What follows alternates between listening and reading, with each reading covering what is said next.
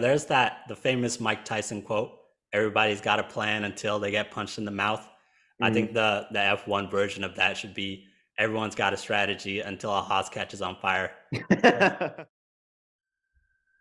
Welcome back, everyone, to another episode of the Revved Up Podcast. Thank you for joining us wherever you choose to get your podcast. Thank you for watching us on YouTube. We greatly appreciate it. Make sure to like and subscribe, rate and review us. My name is Marwan Osman, and I am joined by the one and only Edgar O'Neill. Edgar, what's going on, man? You know, I got a lot on my mind. A lot on my mind. A lot to dive into. And before we dive into that, let's run through the events of this past weekend for the people. I'm going to jump straight to qualifying. You know, we had free practice, but I mean, my whole thing with free practice, you know, it's not really for us. It's for the teams. Yeah. Okay. You know, they're experimenting, trying new things. It's cool, I guess, but you really can't take too much from it. Williams was fast. There's my free practice rundown. But no, jump into qualifying. This you actually can't take stuff from because it determines the race order. So we had McLaren, who was looking great all three sessions. Lando and Oscar Piastri, of course, ended up finishing second and third. Max Verstappen on pole, of course, as he does. And what else from qualifying? Oh, of course, Sergio Perez not making it out of Q1. We'll get to that later on in the episode, but you know, I want to start on a more positive note. Let's not start down here with Sergio. But no, after that we had the race. Max Verstappen wins, of course, nothing new there. Followed by Lando Norris and Lewis Hamilton on the podium. And someone called one of those podium finishers. Saying. Hey, we both actually got 2 out of the 3 podium spots correct. You know, good. So good. If we were to combine our brain, we would have a very solid Formula One analyst here. Well, that's the podcast, right? Maybe we should just start combining them. Just one blob of takes. I like it. I like it. But no, other than that, you know, we had the Ferrari slide down. Charles Leclerc and Carlos Sainz ended up in 9th and 10th. And last thing I want to highlight, because I gave him a shout out last week, and I'm going to do it again. Logan Sargent, P11. Watch out. Well, if we're going to do that, I was going to save this, but I did want to point out that Alex Albon in a Williams passed Leclerc and Sainz in their Ferraris. Yeah. Definitely something to get to later on because I don't know. I don't even know what to say about Ferrari at this point. But before we really dive into our reaction, I want to start first and foremost by just putting this out here. It's time to start this petition, you know, maybe even call it a movement, if you will. Silverstone has to replace Monaco as the crown jewel premier race of the season. Edgar, are you with me on this? Yes. But that's just because we talked about merging together. That is bold. You're allowed to have your own opinions, but look, all I'm saying is just hear me out. I actually don't really think it's that bold of a take to have. I think a lot of people would agree Silverstone is the better race than Monaco. Monaco has yachts, I guess. You show up on a yacht, and it has history. I'll give Monaco its credit. Really the history. It's got a lot of history. I'll give it that. But I think just the way we talk about Monaco should be the way that we talk about Silverstone is all I'm going to say, because we all agree it's the better race. Okay. It's, you know, Monaco. Now that you framed it like that, yes, I fully agree with you. Yeah. But look, hey, we can't dwell on the past forever. You know, the future is now, old man, as they say. But no, I just wanted to get that off my chest before we really dove in there. I'm going to start the petition and we'll see where it goes. I just have to find like a clever name for it. So if we can workshop that at another time. Yeah, we're gonna have to. I knew once I said that I was gonna lose you instantly. So you know, we'll just focus. We'll come back to the naming part. But no, so I would say that we had ourselves an entertaining race. Sorry. Okay. I would say that we had an entertaining race this past weekend. Would you agree with that assessment? Yes. But I did like this race, and there were definitely a lot of great moments in this race. I did find last week's more entertaining overall, just because there were some pretty dry patches in this race. but you know, when we did get something, we got something. Yeah. This race, it's interesting that you compare it to last race because last race I think was unexpected. If I set the bar high for Silverstone, so you know I always expect a great race. So maybe this one may have fallen just under expectations, but overall I did think we had a fun race. Compared to last week, I would say the highs of this race were higher than the highs of last week. Is that Yes, fair? no Um, doubt, no doubt. yeah. So, well, all I'm going to say is that Silverstone is always going to provide fireworks. It's always going to provide entertainment. And you kind of have to look at this race kind of in two parts, I guess. You had Okay. this before the safety car and after the safety car. Because, look, the overall theme of this race was the tire management strategy and how it honestly was like, even before the safety car, it seemed like we had just a jumbled bag of strategies, and you know it was like the teams just had like a spinning wheel and they were just like, all right, this is your strategy right here. um but no, what did you think going into this? At the start of the race we saw George Russell on softs. Most of the field was on mediums. What was your reaction to seeing that? Um, that they were testing for Lewis just to see how the softs are working on the track. You really think that little of George Russell that they're using him as just a Yeah, guinea pig for Lewis Hamilton? I think they think that little of George Russell right now. Wow. Yeah. Well, I'll tell you what. I think George Russell disagrees with that assessment because I'm he sure he was does. there was a moment in the race where he was like disappointed that he was behind Lewis Hamilton at one point. Like, you know, in his heart, he's racing against Lewis Hamilton right now. Yeah. That's what's happening at Mercedes. It's actually a little awkward, I would say, but no, makes for good television for us. So Yeah. I enjoy it. But no, George Russell, he started on the softs and he wore those things out. I think he put in 28 laps on that. Whoa. He outlasted both of the Ferraris on soft tires. The Ferraris were on medium tires. And honestly, it got to a point where, you know, I'm not really like emotionally invested in George Russell like that. But like I was starting to get a little nervous, you know, when he was creeping up there with the laps for the soft tires. But no, he eventually got in the pit. And no, so overall, just while we're on the topic of George Russell, I think he put on a pretty great performance. Well, great compared to these other drivers. I'd say it was actually an average George Russell performance, which Yeah. is a compliment for him. You know, he Yeah. finished P5. Yeah. So hey, solid performance for George Russell. Um, Mercedes as a team, I think, have solidified the number 2 spot. It might be early to say that. Oh, yeah. That seems early to say. Nah, just hear me out here.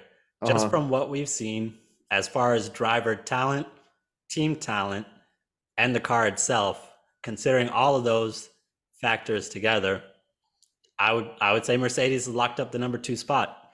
Um, I get the feeling just from your face that you hmm disagree with me. I do. I do. I think it's too early to say. Okay, fair enough. Well, Yeah. hey, see, look at that. We're Yeah. pretty far away from being a blob of one take. As you see, we just We got continue. diverse opinions. That's true, and that's what we need to bring here. Mm. But no, credit to George Russell. He managed the hell out of those tires. But no, other than that, before the safety car, there, I'll be honest, yeah, it was starting to dip a little. You know, Yeah. my interest was waning. I mean, of course, I was enjoying it, but we had some moments. You know, Lewis Hamilton, he had a rough start at the first Mm. lap, went off the track, I think, and then immediately was fighting back. So it was cool to see that, you know, see that he still got that in him. But no, it wasn't until, let's just get to it, the safety car, that this Yeah. thing really took off. That was insane. So, you know, everyone had their strategies. And, uh, you know, there's the famous Mike Tyson quote, everybody's got a plan until they get punched in the mouth. I think Mm. the F1 version of that should be everyone's got a strategy until a Haas catches on fire. You know, we're seeing them like this isn't the first time this has happened. Actually, I think it happened in qualifying too. We had a red flag because of the Haas? one of the Haas just stopped working. Oh, So wow. no, yeah, we had everybody had their strategy, and then of course the safety car happened, and it kind of just jumbled everything up. So let me ask you this: what was your reaction to the safety car? I couldn't follow. Just The so many, like I was really like trying to follow, and then first it was a virtual safety car, then they brought out the safety car, and it was long. Yeah, so it was for me, it was honestly similar to last week where it was I was trying to keep track of all of The these penalties, penalties and then I yeah, eventually just gave up. So in yeah. this case, I was trying to keep track of who's on what tire and who's doing what, and eventually Who's I just going gave in? up. Who's yeah? Yeah, but once they actually like reset and we're all standing behind lining up behind the safety car, that's when I was like, oh, I was like the Birdman gif where he's like rubbing his hands together. It's like, Mm. all right, we got a show. We got a show coming up here. And yeah, they did not disappoint. So what was your mood, your reaction to the last later stage of that race following the safety car? Hooked, glued to the screen. Yeah. hmm Yeah, It's nice to experience that still, yeah. Because it was like, okay, now what's happening? Because well, how many laps were left? Like 20? No, Yeah. 14. It was around 20. I think the safety car ate some laps. So we had about Yeah, 15 laps of racing, something like that. yeah, towards the end. So that, yeah, no, that's good. Yeah, I mean, I did have a moment where I was like, this is nice. Even whatever you want to say about this season and Max Verstappen still just dominating and running away with it. It was nice to just be able to sit and just be glued to the screen because that was some quality racing. Oh Um, man, a few like it was like just a few laps after the safety car. We had the Norris Hamilton fight. yeah. Oh Mhm. my God, that Norris Hamilton fight was insane. Yeah, definitely one for the ages. I finished the race and then immediately just hit the rewind button on that. I was like, Nice. I need to relive this experience. It was just so much fun. But with that safety car, the teams had to make some decisions. Hmm. Obviously, Ferrari decided, hey, we're gonna keep our guys. We're gonna keep Leclerc on hards. I think Sainz was on mediums. Um, Hmm. no reason not to get those guys on soft tires unless I know they had some left in there, but yeah, no reason for that. Let's see. Oh, and credit to hey Lewis Hamilton, he got a win in this Hmm. case. Usually we've seen those safety cars come at the worst possible times for him, Yeah. but hey, this one came right at the nick of time for him because it's looking a little dicey for him. I wasn't sure if he was. Do you think he gets that podium if the safety car doesn't happen?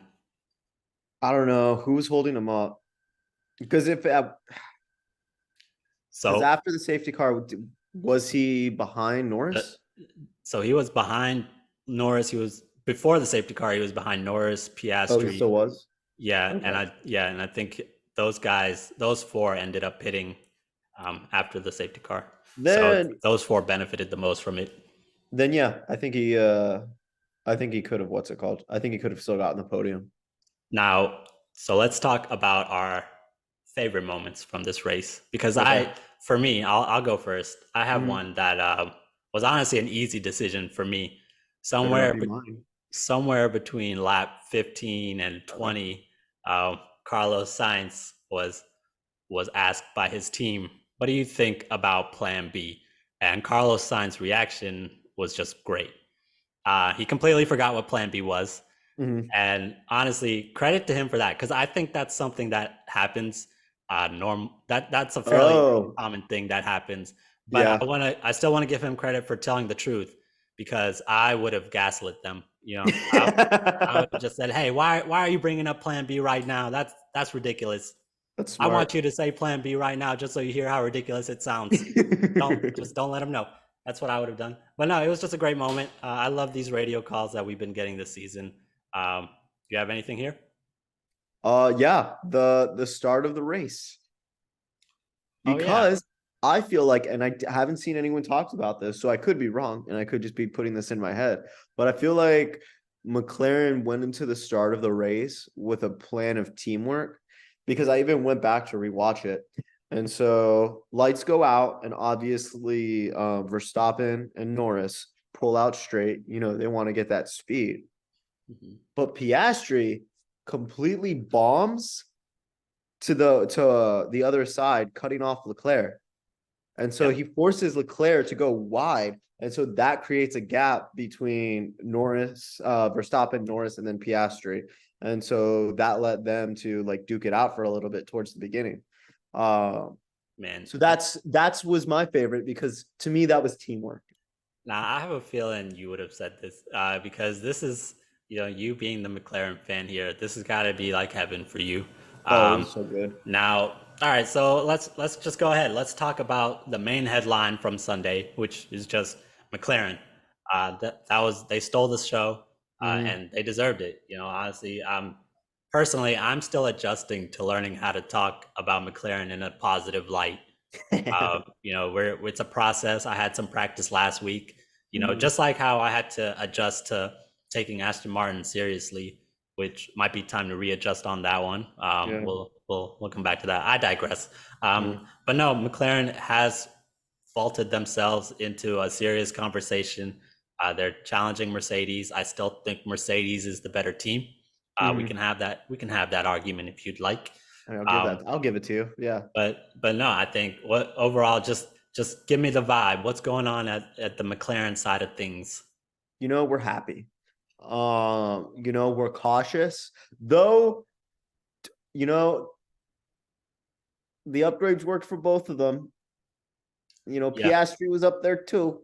After all of that, So we can talk about Oscar Piastri versus Lando Norris if you'd like, because I think that is a serious conversation to be had. I think it's too early for that conversation, but okay. I guess I can see why you would say that, because last week you were still iffy about Oscar Piastri. Has that changed at all? I mean, yes, because of his performance today, but I'm not fully sold. That makes sense. Now, what does he need to do to sell you on Oscar Piastri? Does he need a podium? He needs a podium. Okay, fair enough. Yeah, and it has to be an earned podium. All right. I don't want like 4 cars left in the race and he just happens to be third. All right. Hey, look, man, a podium is still a podium. You asked Nico Hulkenberg, who's been around for 200 races, podium. I'm sure he would like any podium he could get. So that's fair. No, hey, I mean, we can't all be Lewis Hamilton, podium in the first 5 or 10 races in a row in your rookie season. That's the highest standard, but he was in a McLaren too, though. Just saying. If Piastri gets a podium this year, I'll change my mind. If he doesn't get a podium this year, I was right. I was right the entire time. So honestly, just with Piastri, he was in a tough situation because he came in with just a ridiculous amount of hype. He spurned Alpine, which turned out to be a great decision, by the way. Probably an all-time great career decision by him, just looking at where Alpine is. So he spurned them and said, "No, I'm signing with McLaren." And it seems to have worked out. It seems to be a great fit for him. Now, there was a case early on in the race. It honestly did look like Piastri had a little bit more oomph to him just in the early stages. He was keeping up with Lando Norris. I think it's something to at least watch going forward, right? Well, I mean, say the same thing about Sainz and Leclerc. Look, I'm trying really hard to just spur up some drama because that's what I like to do. I want to see these guys clash at some point. Because I'm sure they will. They have to. I do think Lando is the better driver. Actually, didn't even Verstappen say that if I feel, to be fair, I think it was like on Instagram I saw the quote, so take it with a grain of salt. But he just said that if Norris had a winning car, he'd be winning races. Yeah, I mean the praise was coming in from everybody. I think Lewis Hamilton said after the race that McLaren is a rocket ship, and maybe I'm not good at reading tone, but I sensed a bit not jealousy per se, but admiration. That's a good word for it. Yeah, we'll go with that. But no, I think McLaren has everybody's attention right now for all the right reasons. The upgrades seem to have worked. We'll see let me ask you this. Is this sustainable? because you got to jump on people with these Yeah. upgrades, and now everyone can adjust to your adjustments, really. So, what do you expect from the team going forward? I do think I'm hoping it's sustainable just because we have 2 races with Lando on the upgrades. And we've seen the improvements. So I'm gonna hope. You know what? No, I'm not even gonna hope. I'm going to say yes. I admire the confidence there, Mm. because look, we're at the stage of the season where teams are gonna adjust, but I think most teams have dealt their hands. I think Aston Martin might have something coming for Hungary, but we're at the stage where teams are probably looking for next season for any major upgrades. So what we have is what we get, and Yeah. so what we got was, I mean, part of it was tire strategy that fed into the end of this race. Lewis Hamilton was on used soft tires, and he went for it. That's all I'll say. He really went for it. But no, Lando Norris just was positioning his car in just a great manner. And no, he's one thing about Lando is he's defending. Yeah. You're not driving by him. There was a point in the race where I think it was Lance Stroll, and I think they cut to him like every 30 seconds. Somebody was passing him, and it was not just overtaking him, they were just gliding right by him. And I was That just looked like, pretty come easy. on, man, fight back, show us you belong. But no, that's I can't get started on Lance Stroll, because that'll be what the rest of the podcast ends up being about. Yeah, um, maybe he's tired of F1. Maybe he doesn't want to do it anymore. as long as your dad is paying for that team, you're in F1. Yeah. But no, so yeah, we got I think the Lando Norris Lewis Hamilton fight was a sign of things to come. That's going to be Yeah. not the last time that we see that. So Oh my going God. forward, what do you expect? I mean, no, I mean, honestly, just the fact, like, if we get more of the Hamilton Norris fights, oh, that Yeah, was just so good, dude. mhm. Like that, it was nail biting. It was like, yeah. It was wonderful. I enjoyed every second of that. And if we get more of that, that's really all we need. Because Mhm. look, we are at a point where we have to look beyond first place. We've had this Yeah. discussion before. Max has got this thing locked up. I think he actually has more points than any other constructor right now. So he's leading the Of course constructors it is. cup on his own. So Wow. that's where things stand with Max Verstappen. Um, but yeah, we can. We're now at the point of the episode where we just vomit every other thought or question that Mhm. we feel like. And I want to start by talking about Sergio Perez. Um, what do you think is happening there? And also, who's going to be replacing him next season? It's a two-part question. Sonoda. Yuki. But yeah, dude, I don't know. Like it finally hit me this weekend. Like I'm sure I feel like it's hit you like a while ago, but Mhm. like this weekend, like really. And then like he came out and he said, I understand what went wrong. It's gonna be different from now on. I'm Right. like, I don't know, buddy. hmm I don't There know. was a point in Q1. I think it was like 7 or 8 minutes. So it was like halfway through Q1. Um, Sergio and Max were both on their laps. Sergio comes in and finishes 12th. Max immediately behind him comes and sets the fastest lap. And to me, that was just emblematic of this whole season. It Yeah. was is really just a moment where I was like, "Come on, man, Sergio, what is going on?" Um, Yeah. that two-part question that I had, you said Yuki Tsunoda. Um, Yuki is he like good? Is that's I'm sorry, I'm having a moment right now where I'm going back and forth on it. The car is terrible, but Yuki, I I think don't know. Yuki's still good. Yeah, He's doing the best with what he has. The exactly. chatter, what I've been hearing, I Please guess, don't say it. is Alex Albon making a return to Red Bull. Uh, Oh, because if there is one driver who is, I think he's deserving of it. That's for sure. yeah. Right? Yeah. Yeah. Albon has Wow, been. I hadn't even considered that. Yeah, because I don't want Danny Rick back in a Formula One car, honestly. Yeah, he is there. If they were to do a mid-season change, it would probably be Daniel Ricciardo. Yeah. And look, I don't really think that would change any issues that you have currently. Yeah. There's nothing that Sergio Perez has given you that Danny Rick can fix or do better. I Because mean, actually, let Ricardo do one of the free practices, and let's see how that goes. we'll see. Just don't fall for the Nick DeVries trap if a driver steps in there and suddenly has a great race. Don't Yeah, crown him as the next thing and build up uh, an island for him. yeah, Because that I was on that island, yeah, you are. and we are starving. Um, Yeah, we'll Also, see. Yeah. speaking of Nick DeVries, which is something that the broadcast did not do, there was a moment in the race where I was like, hey, they have not mentioned or shown Nick DeVries once in the broadcast. Now, I could be wrong. They probably did. Um, Yeah. but no, it was just an interesting moment for me because it's like, hey, this is supposedly he is a driver who exists in Formula One. I think he deserves to at least be mentioned once.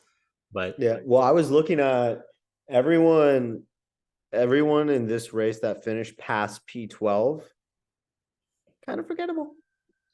yeah, Kind of forgettable. yeah, and I mean that kind of was how the race was shaping up. It was shaping up to be somewhat forgettable. Besides the start that we had, it Mhm. was a great start. But even still, we saw Max. We saw originally the three in front: Max, Lando, and Oscar. They started to just pull away, and then of Yeah. course Max started pulling away. And I was looking like, okay, this might be the group that we get. The podium. Whenever Mhm. qualifying sets the podium, it's always a little iffy, I guess. But no, it ended up. Thank you to Haas for catching on fire as they do and changing things. Um, what else? Alpine double DNF. Yeah. What are you gonna do? Yeah, they've kind of just been like hovering. Well, no, they have been the definition of mediocrity, I think. Mhm. They finished fifth like every other year or every year pretty much. And now, so we saw McLaren jump them. Yeah. And let's just get into our constructors discussion because this is actually for me the best part of the podcast Ooh. where we look at where teams are and laugh at certain teams and speculate on other teams. So right now, Mercedes has a 22-point lead on Aston Martin. Mhm. Part now that's not a lot really. Yeah. Anything could happen in these next couple of races to change that up, but I do think they have that locked up. So let's just pretend that they have it locked up. Okay.